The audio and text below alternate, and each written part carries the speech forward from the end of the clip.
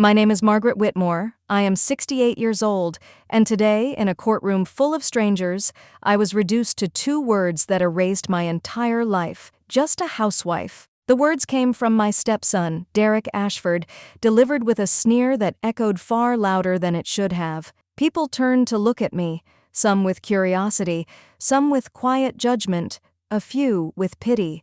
The air in the courtroom felt thick, suffocating, like everyone was holding their breath to see how the old woman would crumble. I didn't crumble. I adjusted the simple pearl necklace my late husband William had given me on our 10th anniversary and kept my hands perfectly still in my lap. 22 years of marriage. 22 years of building a life together, piece by piece, brick by brick. And here I was, being called a gold digger by a man who hadn't visited his father in the final 3 years of his life. Derek's lawyer, a shark in an Italian suit named Preston Graves, was already circling. He had that polished predator look, the kind of man who billed $600 an hour to destroy people's lives and called it advocacy. "Your Honor," Preston began, his voice smooth as aged whiskey, "we are here today because my client, the rightful heir of William Ashford III, has been systematically excluded from his birthright by a woman who inserted herself into a dying man's life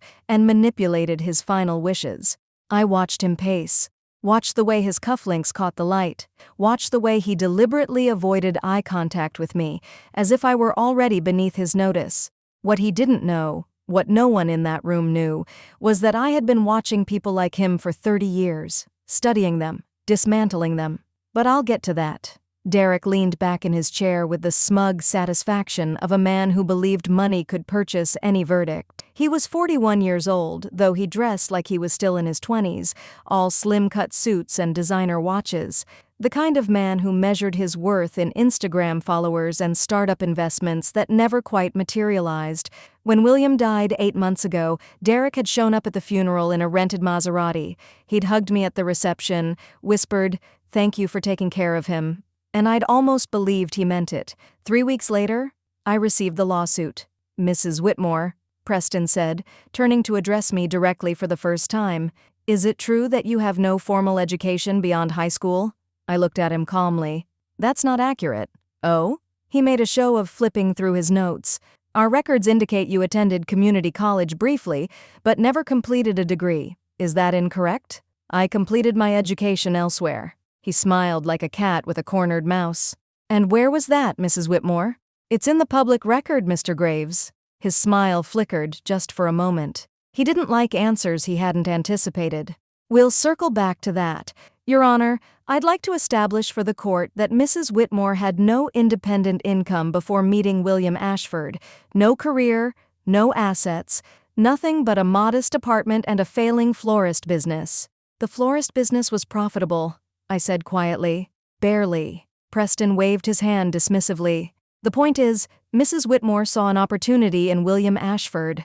A wealthy widower, lonely, vulnerable, desperate for companionship after the death of his first wife." Derek nodded along, his face arranged in what he probably thought was righteous indignation, but looked more like constipation. "She isolated him from his family," Preston continued, "convinced him to reduce contact with his son, positioned herself as the sole caretaker during his illness, and when the time came, she ensured that 22 years of devotion translated into complete control of the Ashford estate." Judge Patricia Holloway, a stern woman in her early 60s with silver hair and reading glasses perched on her nose, raised an eyebrow. "Mr. Graves, those are serious allegations. Do you have evidence to support them?" "We do, Your Honor. We have testimony from household staff, financial records showing decreased communication between father and son, and most importantly, we have the will itself, which was modified 17 times during Mrs. Whitmore's tenure as William's wife. Each modification increased her share while decreasing my client's." He was good. I had to give him that. He knew how to shape a narrative, how to make coincidence look like conspiracy, but he'd made a fundamental error, the same error people had been making about me for 3 decades. He'd underestimated me. "Mrs. Whitmore," Judge Holloway said, "I see that you've chosen to represent yourself. Before we proceed, I want to make sure you understand the gravity of this situation. This case involves substantial assets. I strongly advise you to seek legal counsel." I stood slowly, my joints protesting the movement. "I appreciate your concern, Your Honor, but I've represented myself in court before." Preston actually laughed, a short, sharp bark of amusement. "Your Honor, this is exactly the kind of delusional thinking we've been describing. Mrs. Whitmore seems to believe that because she managed a household, she's qualified to argue law." I turned to look at him directly. "Mr. Graves, I never said anything about managing a household." Something shifted in his expression, the first tiny crack in his confidence. "Then what court experience could you possibly have?" he demanded. I didn't answer, just turned back to the judge and waited. Judge Holloway was studying me now, really studying me, with an intensity that hadn't been there before. She picked up a piece of paper, looked at it, looked at me, then back at the paper. "Mrs. Whitmore," she said slowly, "your maiden name wouldn't happen to be Margaret Thornton, would it?" The silence that followed was absolute. Preston's face went pale, then red, then a strange shade of gray that suggested his blood pressure was doing things his doctor wouldn't approve of. "No," he whispered. "No, that's not possible." Judge Holloway almost smiled. "Mr. Graves, I take it you've heard of the Honorable Margaret Thornton? Heard of her?" Preston's voice cracked. "She was the most feared prosecutor in the state for 15 years. Then she served on the appellate bench for another decade. She wrote the dissent in Morrison v. State that eventually became the majority opinion when it reached the Supreme Court. She's practically a legend." I inclined my head slightly. "Thank you for the summary, Mr. Graves, although I would have chosen different highlights." Derek was looking between us, confused. "Wait, what? She's a lawyer?" "She was a lawyer, Mr. Ashford," Judge Holloway said, "before she became a judge, and she retired 15 years ago, right around the time she married your father, I believe." Derek turned to Preston, his face darkening. "You didn't know this? You didn't do a basic background check on the woman we're suing?" "We researched Margaret Whitmore," Preston said, his voice tight. "There's nothing in the public record under that name. She took her husband's name when she married." "The records are sealed," I said calmly, "as is customary for judges who request anonymity upon retirement. I valued my privacy. I wanted a quiet life with the man I loved." Preston was still shaking his head. "This doesn't change anything. Your Honor, regardless of Mrs. Whitmore's background, the allegations of undue influence still stand. A legal education doesn't preclude manipulation." "Actually," I said, reaching into the small handbag I'd carried into court, "I think you'll find that it does preclude quite a bit." I withdrew a manila folder, thick with documents. "Your Honor, I'd like to submit Exhibit A through F for the court's consideration." Preston lunged forward. "Objection. We haven't been provided with discovery on any new evidence. These documents are already part of the public record, Mr. Graves. They simply haven't been compiled in this particular format before. I did the compilation myself last week." Judge Holloway gestured for me to approach. I walked to the bench with the steady pace of a woman who had done this thousands of times before, handed her the folder, and waited. She opened it, started reading. Her eyebrows climbed steadily higher. "Mr. Graves," she said without looking up, "did you perform due diligence on your client before taking this case?" "Of course, Your Honor." "Then you're aware that Derek Ashford has received over $4 million in direct transfers from his father's accounts over the past 15 years. Derek's smug expression froze. "Or that he has filed for bankruptcy twice, both times after failed business ventures that his father funded." "Your Honor, those details aren't relevant to—" "Or that he was served with a restraining order by his father in 2019, an order that was only lifted after Mrs. Whitmore advocated on his behalf?" The color drained from Preston's face. "I was told that was a misunderstanding." "The police report is in the folder, Mr. Graves. Your client showed up at his father's home intoxicated, demanding access to additional trust funds. He became violent when refused. 3 security personnel were required to remove him from the property." I returned to my seat and sat down, folding my hands neatly in my lap. Derek was on his feet. "That's not how it happened. He was confused. He had dementia." "Your father did not have dementia," I said quietly. "His medical records are also in the folder. He was sharp until the day he died. What he had was cancer. Stage 4 pancreatic cancer. And he spent the last 6 months of his life worrying about what would happen to his legacy if it fell into the hands of a son who had already squandered millions on bad investments and worse decisions. You're lying! I don't lie, Derek. I never have. It's one of the reasons your father trusted me with everything he had. Preston put a hand on Derek's arm, trying to silence him. Your Honor, we request a recess to review this new evidence. I haven't finished, I said. Judge Holloway looked at me. Proceed, Mrs. Whitmore. I reached into my bag again and withdrew a small tablet computer. Your Honor, my husband anticipated this challenge. He knew his son. He knew that the moment he died, Derek would contest the will, so he took precautions. I pressed play. William Ashford appeared on the screen, seated in the study I'd shared with him for 22 years. He looked thin but alert, his eyes clear, his voice steady. If you're seeing this, William said, then I'm dead. And my son Derek is trying to take what I deliberately chose not to give him. Let me be absolutely clear. I was not manipulated. I was not confused. I was not under any influence except my own judgment. I've been revising my will for 2 decades because circumstances changed. Derek's behavior changed. His debts changed. His loyalty changed. Derek sat down heavily, his face white. When my first wife died, I was devastated. I didn't think I'd ever find love again. Then I met Margaret. She was fierce and brilliant and kind, and she didn't need my money. She had her own career, her own reputation. She chose to leave it all behind to build a life with me, and I spent every day grateful for that choice. William's image paused, seemed to gather himself. Derek, if you're watching this, I want you to know that I still love you. I always loved you. But love doesn't mean enabling. Love doesn't mean watching someone destroy themselves and handing them the tools to do it faster. The money I left Margaret is not a prize she stole. It's the retirement she earned.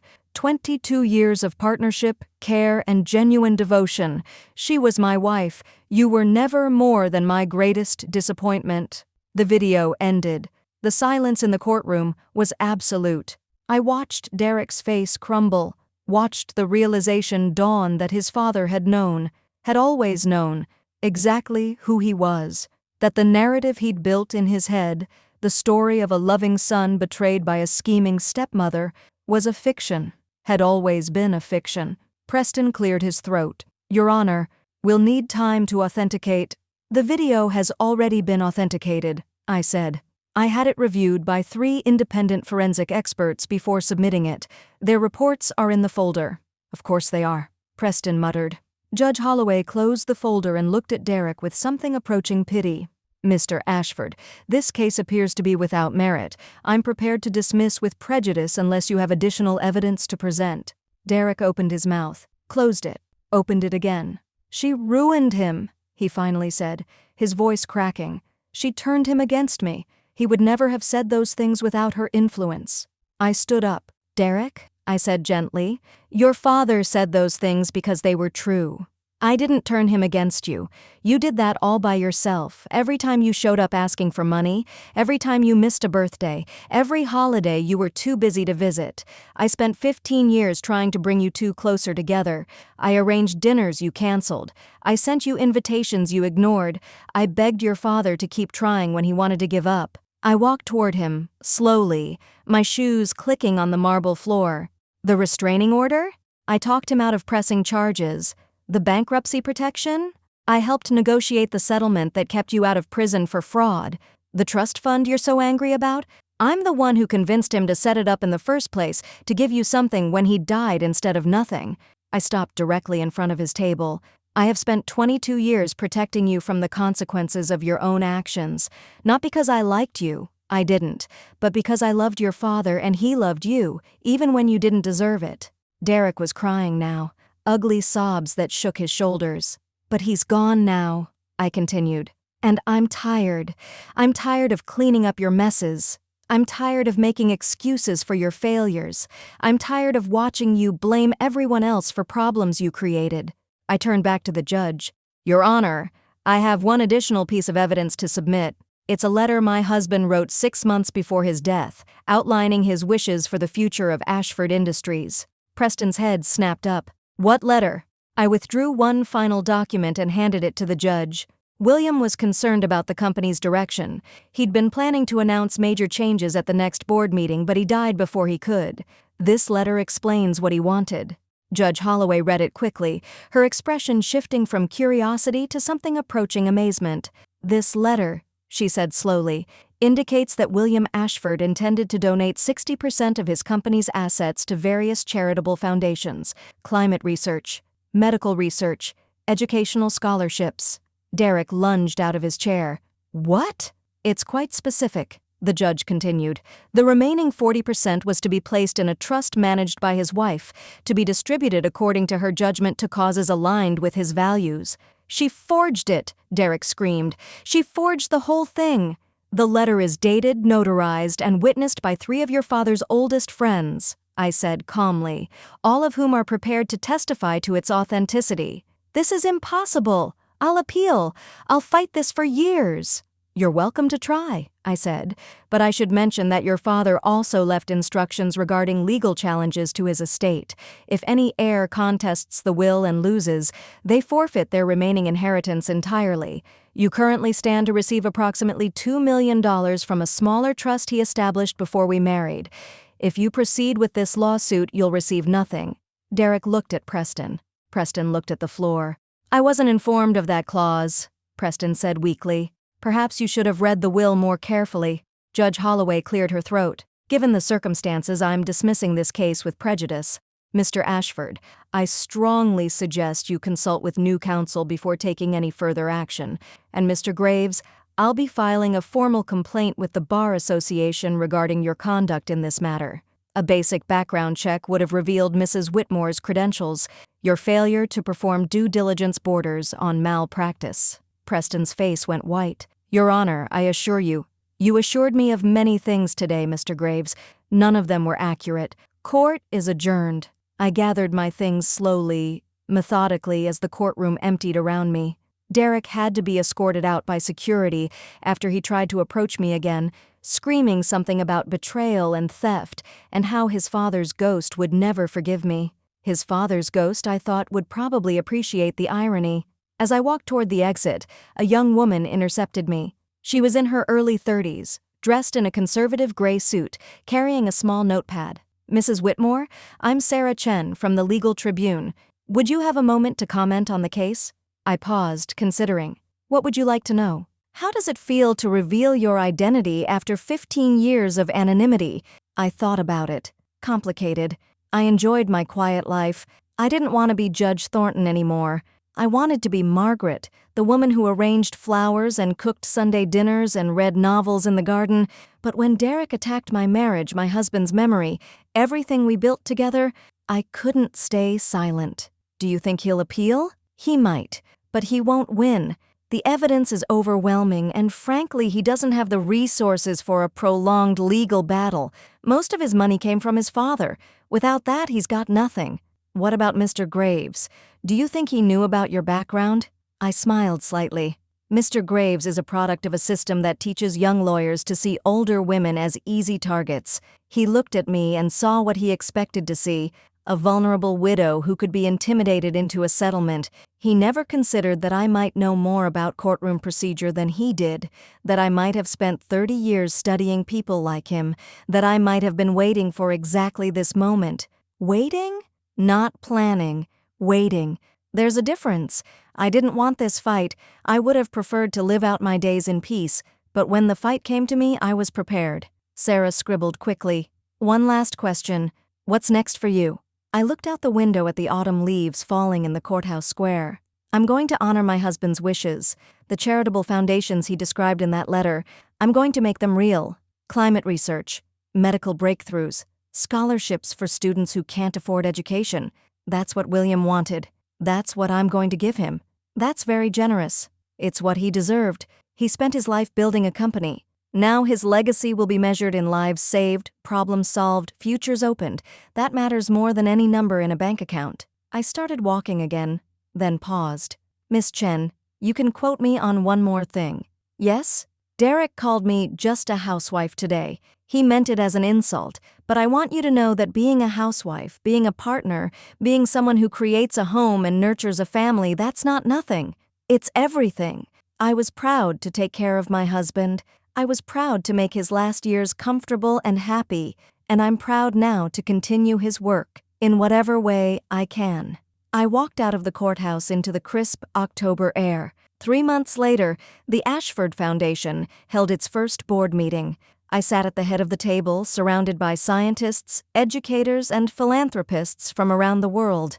William's portrait hung on the wall behind me, a reminder of why we were all there. The first grant we approved funded a research lab studying pancreatic cancer, the same disease that had taken my husband. The lead researcher was a woman who had been denied funding for years because her approach was too unconventional. Now she had the resources to prove her critics wrong. The second grant established scholarships at 12 universities for first-generation college students. William had been one himself, working his way through school while supporting his mother. He'd never forgotten where he came from.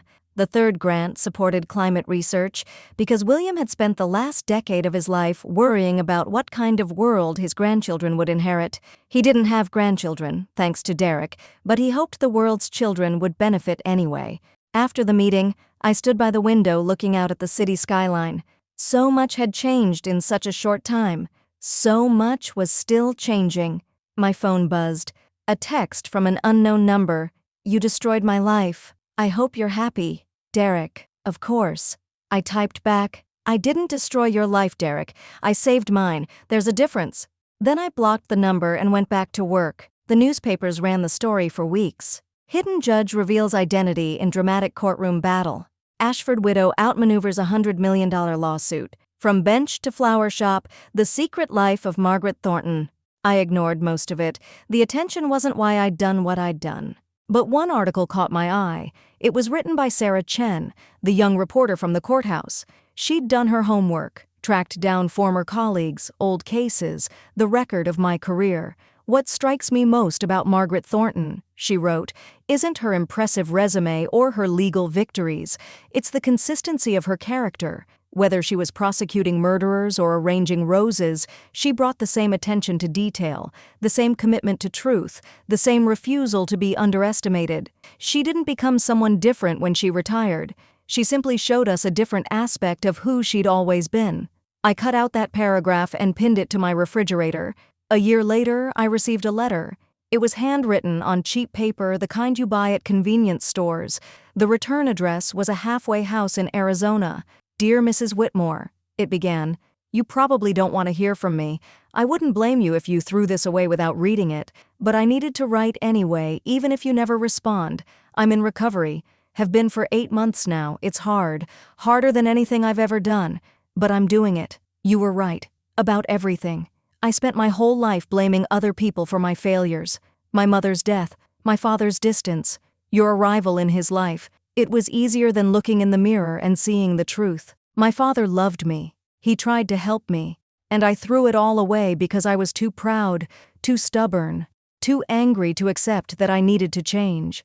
I'm not asking for forgiveness. I don't deserve it. I'm not asking for money. I don't want it anymore. I'm just writing to say that I understand now. What you did for him. What you tried to do for me. I was too blind to see it then, but I see it now. Thank you for protecting him in his final years. Thank you for making him happy when I couldn't. Thank you for giving his legacy meaning even though I tried to steal it. I'm going to spend the rest of my life trying to become someone he could have been proud of. I'll probably fail, but I'm going to try anyway. Sincerely, Derek Ashford. P.S. I sold the Maserati, donated the money to the Cancer Research Fund. It isn't much, but it's a start. I read the letter 3 times. Then I sat down at my desk, took out a piece of paper, and began to write. "Dear Derek, thank you for your letter. I read it carefully, and I believe you. Recovery is not a straight line. There will be setbacks. There will be days when the old habits seem easier than the new ones. But the fact that you're trying matters more than you know. Your father never stopped loving you. He was disappointed, yes, frustrated, certainly. But love isn't a finite resource that runs out when people make mistakes. He would be glad to know you're getting help. He would be proud that you're finally facing the truth. I'm not offering to resume a relationship. Too much has happened for that. But I am offering to listen. If you ever need someone to listen, my email address is below. Use it if you want to. Don't if you don't. One more thing. Your father's will included a contingency I didn't mention in court. If, in the 10 years following his death, you could demonstrate sustained sobriety and constructive contribution to society, a portion of the trust would be released to you. Not millions, but enough to start over. I didn't tell you because I didn't want to create an incentive for pretending. I wanted the change to be real. It's been a year. You have 9 more. I'll be watching, not with judgment, with hope. Sincerely, Margaret Whitmore. I sealed the letter and dropped it in the mail. 2 years later, Derek graduated from a substance abuse counselor training program. He started working at the same halfway house where he'd gotten sober, helping other people find their way out of the darkness. 3 years later, he was running the place. 4 years later, he called to tell me he was getting married. A woman he'd met in recovery, steady and kind and absolutely unwilling to put up with his nonsense. "She reminds me of you," he said. And that's a compliment. I attended the wedding, sat in the back, wore a simple dress, slipped out before the reception, but I was there. And when Derek saw me, when our eyes met across the room, something passed between us. Not forgiveness exactly, not absolution, but acknowledgement, recognition. The end of a war neither of us had wanted. 5 years after William died, I sold the mansion. It was too big for one person, too full of memories, too empty without his laugh echoing down the hallways. I bought a small house near the ocean, the kind of place where I could hear the waves at night and watch the sunrise from my bedroom window. The foundation continued to grow. The research lab discovered a new treatment approach that improved survival rates for pancreatic cancer by 15%. The scholarship students started graduating, becoming doctors and teachers and engineers.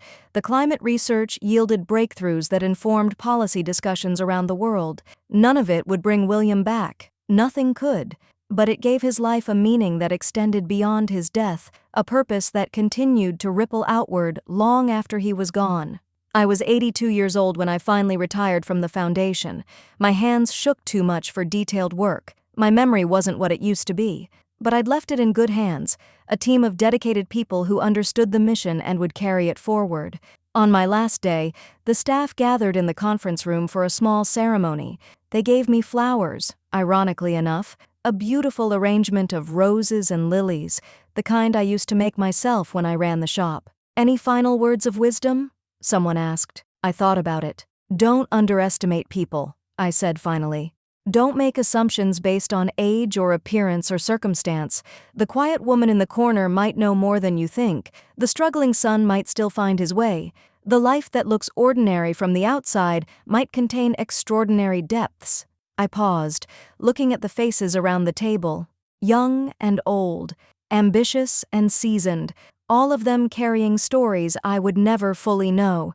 And if someone calls you just anything, just a housewife, just an assistant, just a beginner, don't waste your energy proving them wrong with words. Prove them wrong with your life, with your work, with the legacy you leave behind. I walked out of the building into the afternoon sun. My driver, a young man named Marcus who'd been with me for 3 years, held the car door open. "Home, Mrs. Whitmore?"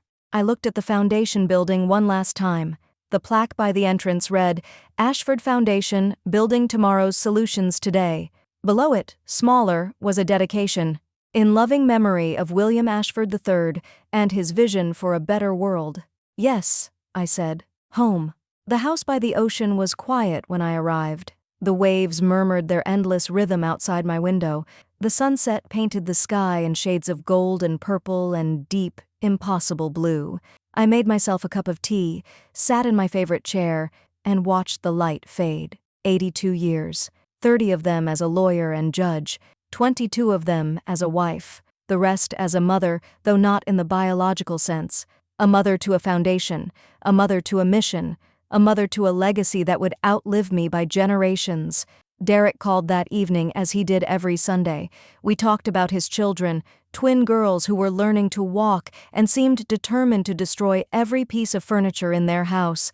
We talked about his work, the new programs he was developing, the lives he was saving.